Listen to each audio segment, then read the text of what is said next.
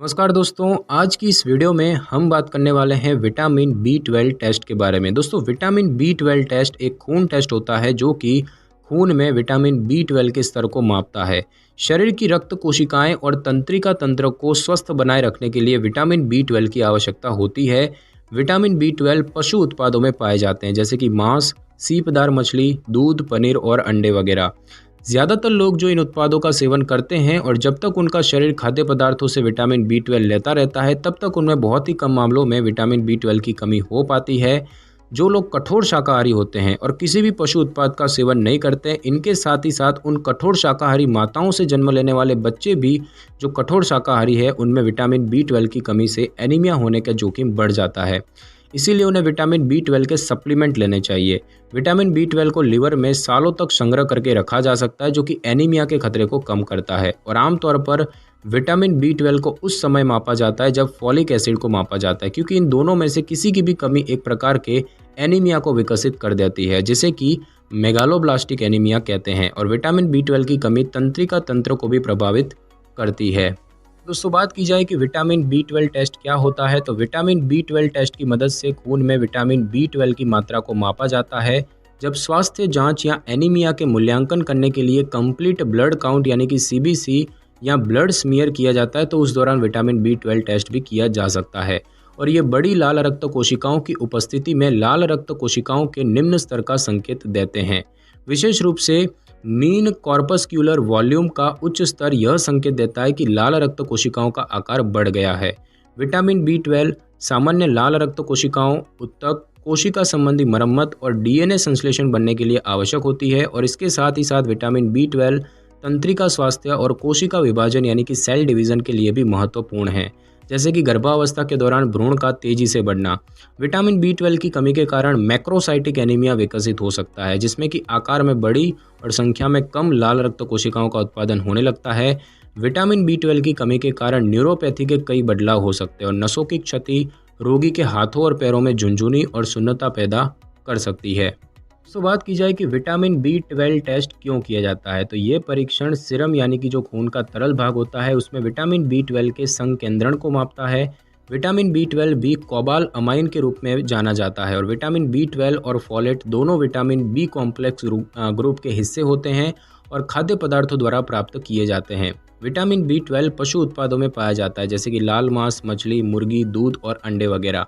और इससे संबंधित टेस्ट कुछ उद्देश्यों के लिए किए जाते हैं, जैसे कि विटामिन बी 12 की कमी से होने वाले एनीमिया की जांच करना। कुछ लोगों के लिए एनीमिया विकसित होने के कई जोखिम कारक हो सकते हैं, जैसे कि उन लोगों के लिए जिनके पेट या आंतों की सर्जरी हुई है, छोटी आंत संबंधी समस्या है, या जिन लोगों के परिवार में पहले भी किसी को एनीमिया हो चुका है।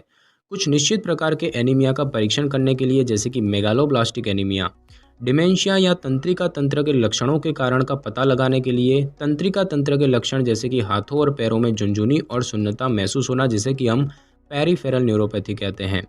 अगर किसी व्यक्ति में एट्रोफिक गैस्ट्राइटिस की जांच की गई है, तो उसके बाद उसमें पर्निशियस एनीमिया यानी कि विटामिन बी 12 की कमी के कारण होने वाला एक और एनीमिया होता है, उसकी जांच करने के लिए भी विटामिन बी 12 टेस्ट किया जा सकता है।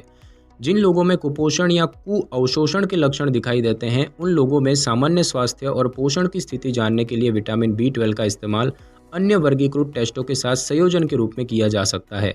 और ये टेस्ट कई लक्षणों के आधार पर किए जाते हैं, जैसे कि शराब की लत, लीवर के रोग, गैस्ट्रिक कैंसर, या वे लोग जिनको कुपोषण की समस्याएं हैं, जैसे कि सीलियक रोग, आंतों में सूजन संबंधी रोग और सिस्टिक फाइब्रोसिस। और जिन लोगों में विटामिन बी 12 का इलाज हो रहा है, उनमें इलाज के प्रभाव पर नजर रखने के लिए भी विटामिन बी 12 टेस्ट किया जाता है। और ये विशेष रूप से उनके लिए इस्तेमाल किया जाता है जो लोग विटामिन बी 12 को पूरी तरह से अवशोषित नहीं कर पाते और उनका उपचार जिंदगी भर चलता है। दोस्तों, बात की जाए कि विटामिन बी 12 टेस्ट से पहले क्या किया जाता है, तो विटामिन बी 12 का टेस्ट करवाने से 6 या 8 घंटे पहले तक कुछ खाएं या पिए नहीं। कुछ प्रकार की दवाएं भी हैं जो कि इस टेस्ट के रिजल्ट में हस्तक्षेप कर सकती है। अगर आप कुछ दवाएं ले रहे हैं तो उनके बारे में डॉक्टर से बात करें।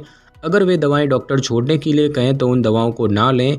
बिना डॉक्टर के कहे किसी भी दवाई को लेना बंद ना करें। कुछ दवाएं जो कि टेस्ट के रिजल्ट को प्रभावित कर सकती हैं, उनमें है colchicine, neomycin, para amino salicylic acid और फिनाइटोइन।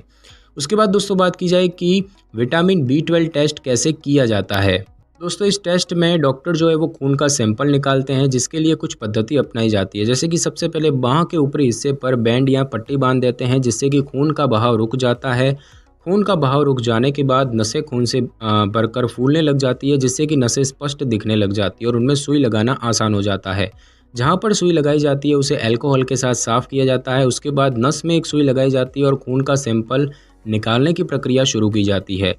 सुई से एक ट्यूब या शीशी जुड़ी होती है, जिसमें कि रक्त को इकट्ठा किया जाता है और इस टेस्ट के लिए पर्याप्त मात्रा में खून निकाल लिए जाने के बाद वहाँ से उस पट्टी या बैंड को खोल दिया जाता है और उसके बाद सुई को निकाल दिया जाता है और सुई वाली जगह पर खून आने से रोकने के लिए रुई का टुकड़ा रख दिया जाता है। उसके बाद दोस्तों बात की जाए कि विटामिन B12 टेस्ट के बाद क्या किया जाता है, तो इसके बाद सुई निकाल ली जाती है और सुई वाली जगह पर रुई का टुकड़ा लगा दिया जाता है ताकि खून बहने से रोका जा सके और सुई वाली जगह पर एक छोटा सा निशान या नीला पड़ सकता है।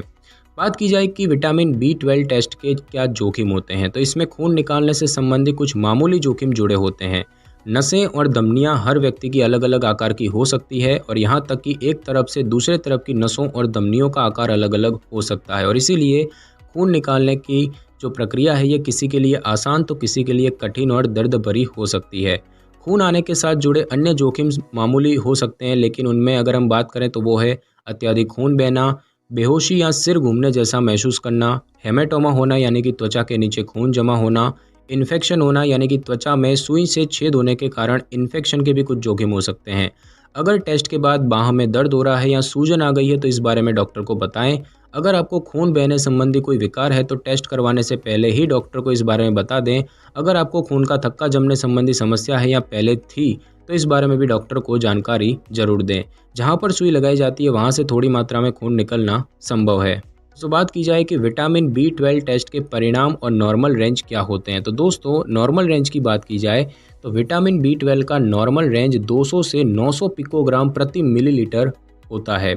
इसके निम्न स्तर की बात करें तो विटामिन B12 के निम्न स्तर का मतलब आपको विटामिन B12 की कमी का एनीमिया हो सकता है। ये विटामिन B12 को अवशोषित ना कर पाने की समस्या के कारण हो सकता है, जैसे कि पर्निशियस एनीमिया।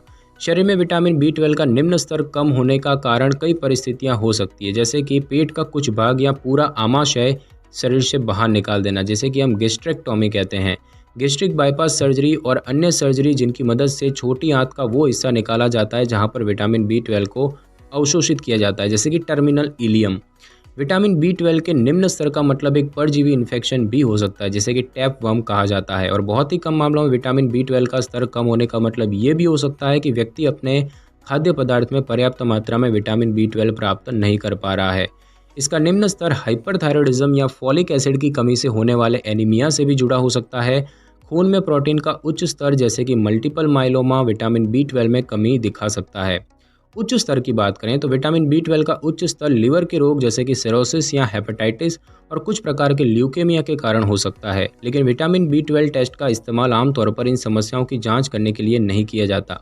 बहुत ही कम मामलों में विटामिन B12 का उच्च स्तर डायबिटीज़ के मरीजों या मोटापे से ग्रस्त लोगों में भी पाया जाता है। दोस्तों बात की जाए कि विटामिन B12 टेस्ट कब करवाना चाहिए, तो अगर आपको कोई समस्या है जैसे कि हाथों और पैरों में झुनझुनी, संतुलन बनाए रखने में कठिनाई, दिल की धड़कन का तेज होना, दिल की धड़कन का अनियमित होना, उलझन होना यानी कि कन्फ्यूजन, डिमेंशिया यानी कि मनोभ्रंश, थकान, मांसपेशियों में कमजोरी, त्वचा पीली पड़ना, सांस फूलना, पैर, हाथ, बाहों और टांगों में झुनझुनी, सुन्नता और जलन का अनुभव होना या भूख कम लगना वगैरह, तो ऐसी स्थितियों में आपको डॉक्टर विटामिन B12 टेस्ट का सुझाव दे सकते हैं। अगर डॉक्टरों को लगता है कि आपको पर्निशियस एनीमिया है तो भी ये टेस्ट किया जा सकता है और जब लाल रक्त कोशिकाओं की संख्या कम होने लगती है तो उस स्थिति को पर्निशियस एनीमिया कहते हैं और ये तब होता है जब आंतें विटामिन B12 को अवशोषित नहीं कर पाती है, जो कि लाल रक्त कोशिकाएं बनने के लिए आवश्यक होता है और इसके लक्षण अक्सर 30 साल से कम उम्र के लोगों में नहीं देखे जाते। और इसके लक्षणों की बात करें तो दस्त, कब्ज, थकावट, भूख में कमी, त्वचा पीली पड़ना, जीभ में सूजन और लालिमा होना या फिर